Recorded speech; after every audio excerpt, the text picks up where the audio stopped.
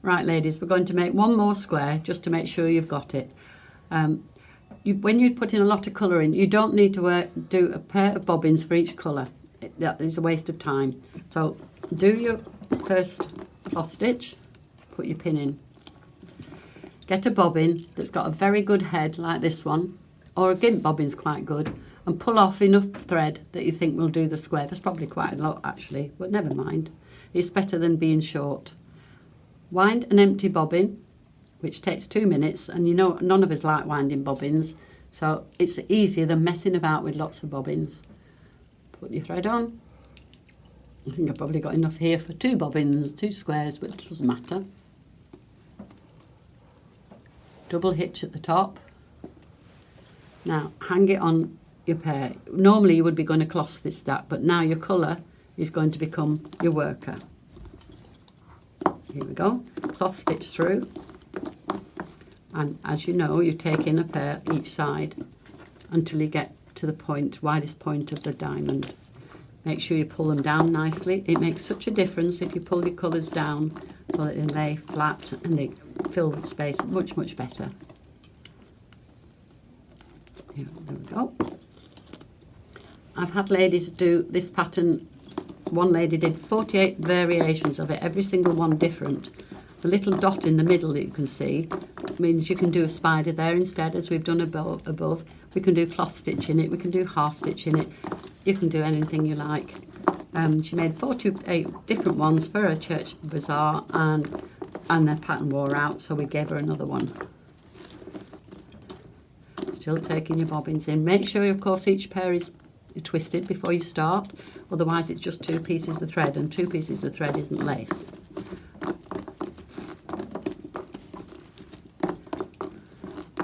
Something very satisfying about throwing your bobbins about, isn't there?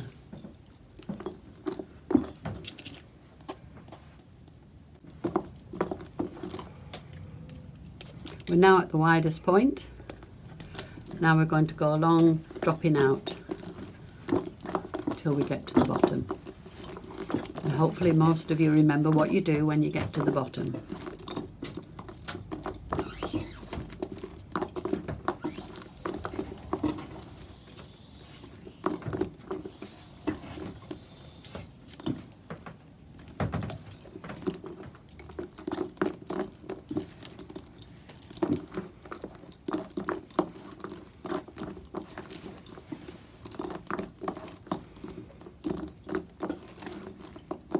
Checking above all the time, pulling them down nicely.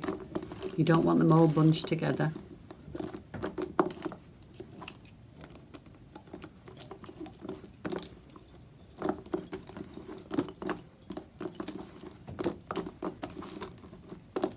You've passed over the little dot that would have enabled you to have put a spider in if you'd have wished to.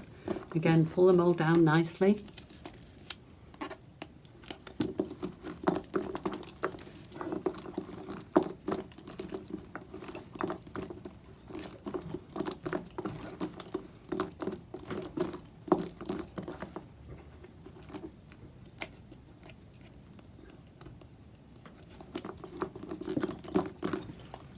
Them again because you're near the bottom now, so now's your chance to make sure you've got them all nicely lined up where you want them to be, which should be straight down from the pin. Oh dear.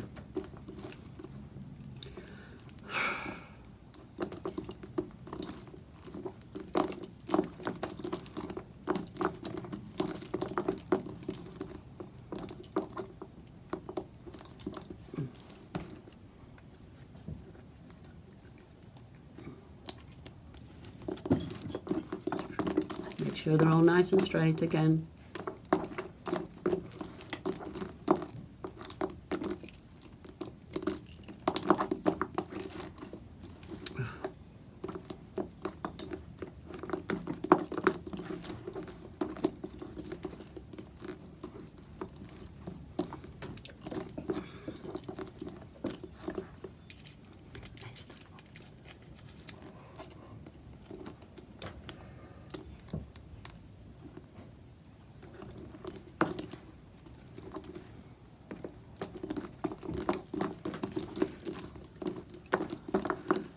Right, we're down at the bottom. Often you think, oh, I've got far too many bobbins, but you actually haven't, because remember you're going to leave a pair out at the other side. There's your other pair, there's your other pair. Now, unlike patterns that you normally do, you've actually got 2 pairs at the bottom.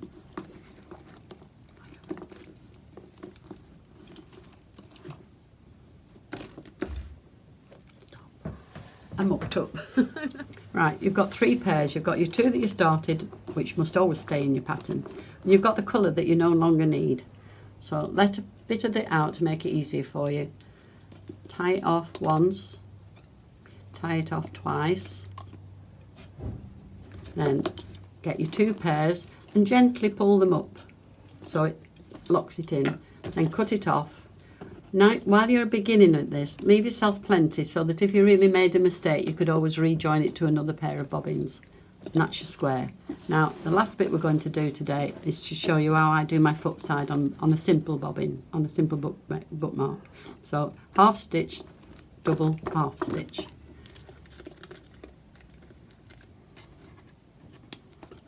Double half stitch. Pull them nicely on from your square, so again everything's nice and flat. Double half stitch, pin up, double half stitch, just half stitch, half stitch again, double half stitch,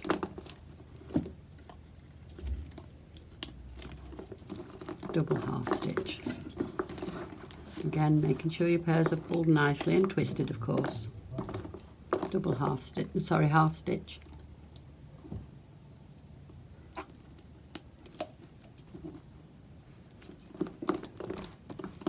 Half stitch.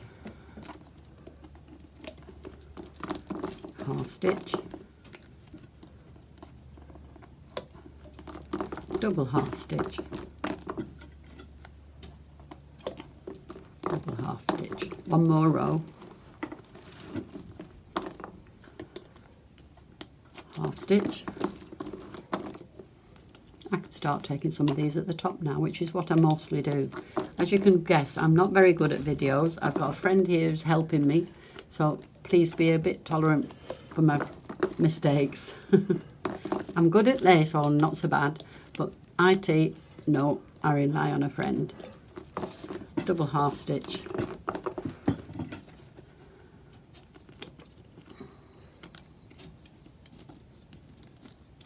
Oh dear.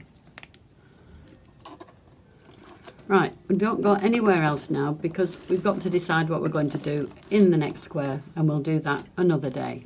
I've already done half stitch, which you've been doing with me, down each side, but this time you now take 3 pairs of bobbins. 1, 2, 3, 1, 2, 3.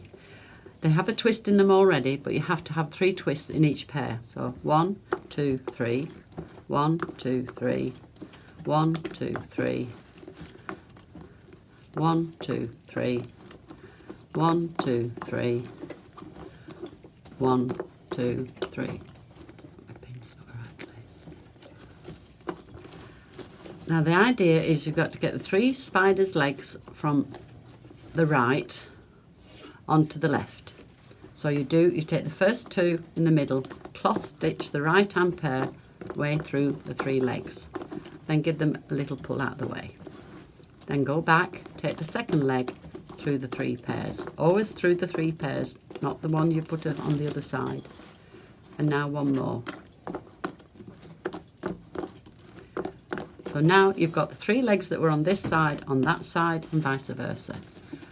Get your bobbins and pull the body of the spider up. Put a pin in the middle. Now you know why there is a little dot in each square, so you can choose to do a spider if you wish. I'm now doing what they call pulling the legs out. When you feel that they're all nice and neat, and the legs are nice and straight and neat, you've got to take the bobbins back to where they were. So we take the first 2 this side and we go through 1, 2, 3, back to the beginning, 1, 2, 3, back to the beginning, 1, 2, 3. We've now got our spider. Pull them up so the body of the spider is small and nice and tight and flat. Okay? I like to actually pull each pair, and if you watch, it's quite satisfying. You see the little bumps in the spider disappear in its body. And you see, all nice and flat. Now you've got to put the legs back in the spider. This time you to do the whole 3. 1, 2, 3. 1, 2, 3. 1, 2, 3. Pull it up again. 1, 2, 3. 1, 2, 3. 1, 2, 3. Now you've got to tie the spider's legs down, just doing the half stitch like you did at the beginning, all the way down to the bottom. Spiders are in almost all torsion lace that you do. Very few patterns don't have a spider. I always wish personally that they'd have called them snowflakes or something, because I don't like spiders. This one side again, pull them. Very important that you pull them out, because otherwise you'll get little bumps in them, which doesn't look nice.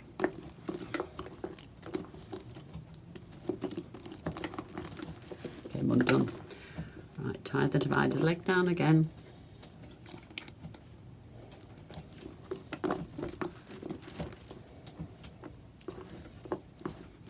That's not twisted satisfactorily. I'll do that like again. 1, 2, 3. By the way, we don't undo lace, we do backwards lace. And you learn just as much from doing backwards lace as you do forwards lace. It's like jockeys don't ever fall off horses, they get thrown.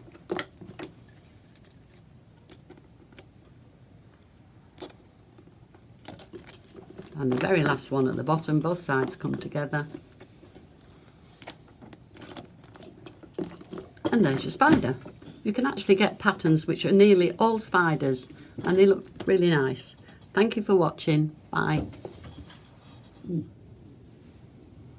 Right, ladies, I've now pushed the pins down on the spider. You wouldn't normally do that because you're going to continue, but I pushed them down so you can see the spider properly.